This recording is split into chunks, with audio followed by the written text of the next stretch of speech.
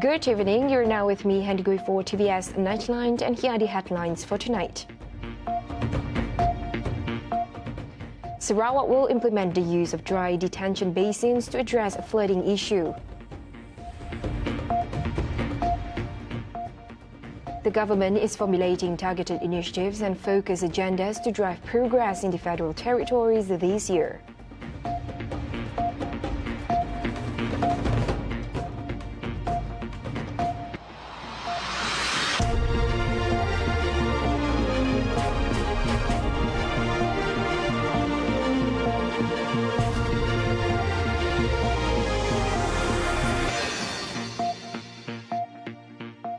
Sarawak will implement the use of dry detention basins to address flooding caused by the recent extraordinary rainfall.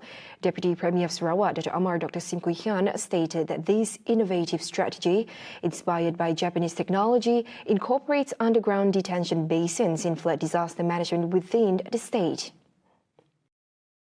Dr. Sim, who is also the State Assemblyman for Batukawa, explained that the basins are designed to hold excess water, expedite water flow, and prevent flooding, particularly in residential areas. He said during normal days or dry seasons, the dry detention basins will serve as recreational and leisure spaces for the community.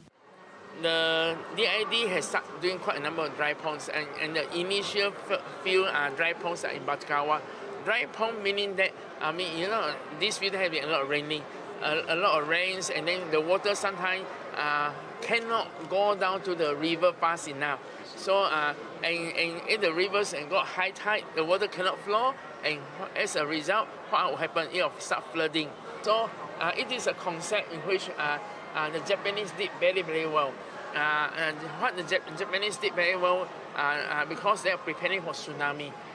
The amount of water coming in is huge, right? The river cannot cope, and and they do a lot of bumps, a lot of dry ponds. They had the big underground water reservoir, and then about 361 days in a year is dry. When asked about the cost of constructing dry detention basins, Dr. Sim mentioned that he could not determine the exact cost of this mega project due to various unforeseen factors, including fluctuating land prices and the geographical location of the project. The Yang di-Pertuan Negeri Sarawak Tun Pehin Sri Dr. Wan Junaidi Tuanku Jaafar is widely celebrated for his humility and approachability, earning him deep respect from the people. Marking his first year in office today, January 26, after succeeding Tun Pehin Sri Abdul Taib Mahmud, Tun Dr. Wan Junaidi continues to embody a down-to-earth persona. He remains closely connected to the public, often seen visiting local eateries with friends, a testament to his genuine and relatable character, despite his esteemed position. Kushiri Saleh, 65, who has known Tun Dr. Wan Junaidi for over 2 decades since his time as Sarawak's Tekun National Manager, described him as a visionary and compassionate leader dedicated to prioritizing the needs of those less fortunate. Tun merupakan seorang pemimpin yang berkaliber. It's a nation, a worldwide punya quality of manager. Dari segi penglibatan dengan masyarakat, Tun seorang yang berjiwa rakyat lah. Tak ada protokol, malahan beliau di mana-mana tempat beliau boleh pergi, tak ada masalah. Dan beliau memang dihargai oleh masyarakat di Sarawak. Momen yang paling kita banyak berterima kasih kepada beliau waktu pandemik, banyak usahawan telah dibantu. Malahan waktu pandemik, bantuan tanpa ada interest dan moratorium 1 tahun kepada usahawan-usahawan kita. Dan inilah merupakan satu perkara yang saya rasa banyak membantu usahawan kita rakyat di Sarawak melalui Tekun Nasional apabila dia sebagai Menteri Kuskop dahulu. Tun's humility extends to Yonghua Cafe, where Suwat Laka, its owner for 41 years, calls Tun a regular customer who remains grounded and approachable. Saya Saya berasa sangat bersyukur dan berbangga terhadap Tun kerana Tun seorang yang berjiwa rakyat dan rendah diri. Walaupun sudah menjadi orang besar di Sarawak, tetapi Tun tetap makan di kedai-kedai biasa bersama kawan-kawannya. Harapan saya semoga Tun sentiasa sehat, panjang umur untuk terus mentadbir dan memimpin Sarawak bersama Premier Sarawak. Meanwhile, Tun's former colleague Muhammad Sperry Abdul Karim, 74, a retired police officer, also lauded Tun Wan Junaidi for his compassion and dedication. He recalled his experiences working with Tun, emphasizing his care for subordinates during operations. Dah seorang pegawai yang cukup prihatin dan menjaga kebajikan anak buahnya. Also sharing the same sentiment, Jeffrey Ching Ngetek, 78, praised Tun's friendly demeanor and simple lifestyle. I should be proud of him. And then, I feel proud that the police, I think among the police officer, either serving or retired, so he is the best. He is one of the best. Meanwhile, James Ulis, 78, shared memories of serving alongside Tun during challenging operations in Cebu, recalling Tun's leadership and camaraderie. Oh ya, apa dah? Peristiwa yang kami tidak ada lupa lah. Sebabnya saya yang sebagai pegawai kami orang bercampur operasi di kawasan Cebu. Ada juga kami bertempuh lah. Saya dengan Haji Beri kami ada bertempuh, tapi saya kami orang kira okey lah, selamat, tidak ada apa-apa yang terjadi. Lepas itu kami orang pun balik apa-apa ke kemah kami, tidak ada masalah apa-apa lah, semua selamat. Dayang Masalama Saleh, another retired police officer, highlighted Tun's cheerful and personable nature, adding that he treats everyone with respect, regardless of rank or age. Happy orang kita kan, laginya kita biasanya okeynya, bagi orang masa tu pun kita nangganya jumpa orang lah, happy kenang dengan orang, si lupa orang. Tun Wan Junaidi's journey to becoming Sarawak's 8th Young Di-Pertuan Negeri reflects decades of dedication to public service and his strong connection with the people. From his early career in law enforcement to his leadership roles in government, he has consistently prioritized the well-being of Sarawakians. Known for his humility and approachability, Tun Wan Junaidi remains a symbol of unity and integrity.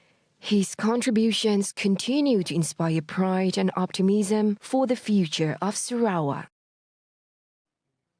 The Women in the Orange Economy WIOE program under the Women's Leadership Apprentice Initiative Parantis is unlocking the potential of women in the creative industries while driving inclusive economic growth.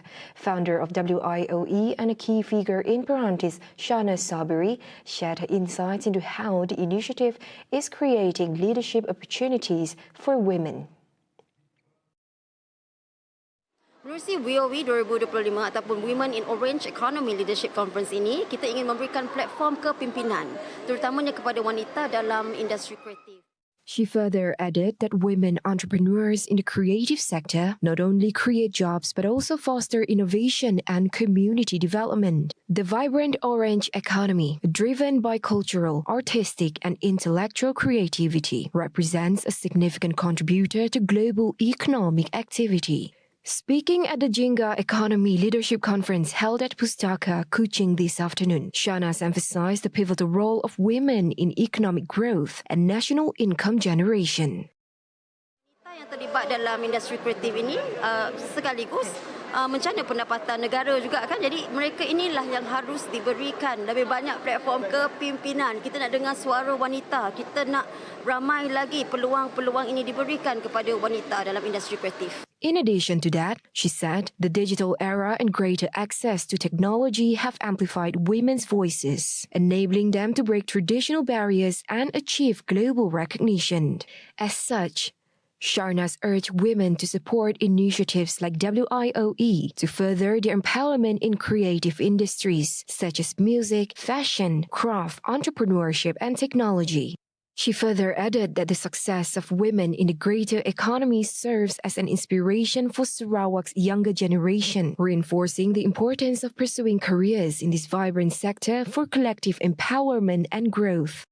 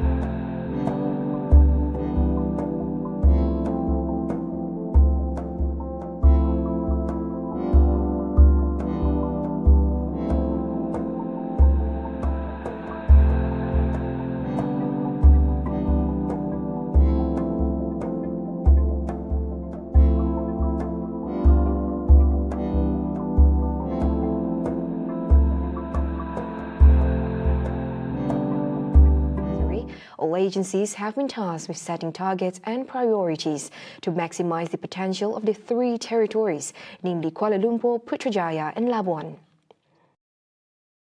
She explained that the theme Wilayah Persekutuan Kita aims to encourage citizens of all ages and backgrounds to collaborate in building the federal territories towards greater prosperity and sustainability. Previously, Dr. Zaliha announced that approximately 72,000 federal territories flags would be distributed in Kuala Lumpur, Putrajaya and Labuan in conjunction with the 51st Federal Territories Day celebration on February 1st. The federal territories were established on February 1st, 1974, when Kuala Lumpur was declared the first federal territory, followed by Labuan in 1984 and Putrajaya in 2001. The three territories serve distinct purposes: Kuala Lumpur as the national capital, Putrajaya as the federal administrative center, and Labuan as an international business and financial hub.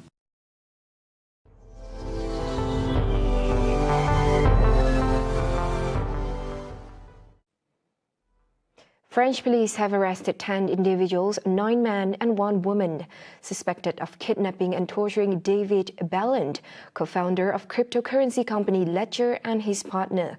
According to local authority, Balland and his partner were abducted from their home on Tuesday. A fellow Ledger co-founder alerted authorities after receiving a video showing Balland's mutilated finger and a ransom demand for a large sum in cryptocurrency. While part of the ransom was paid, most of the crypto assets were seized and frozen by police. Balland was freed Wednesday and treated for his injuries while his partner was found tied in a car.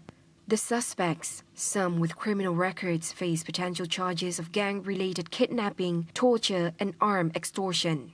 Authorities are investigating possible involvement of a foreign mastermind. Ledger's CEO Pascal Gauthier expressed relief at their release. The operation, involving 230 officers, including elite tactical units and cryptocurrency experts, underscores Ledger's prominence as a leading digital wallet provider.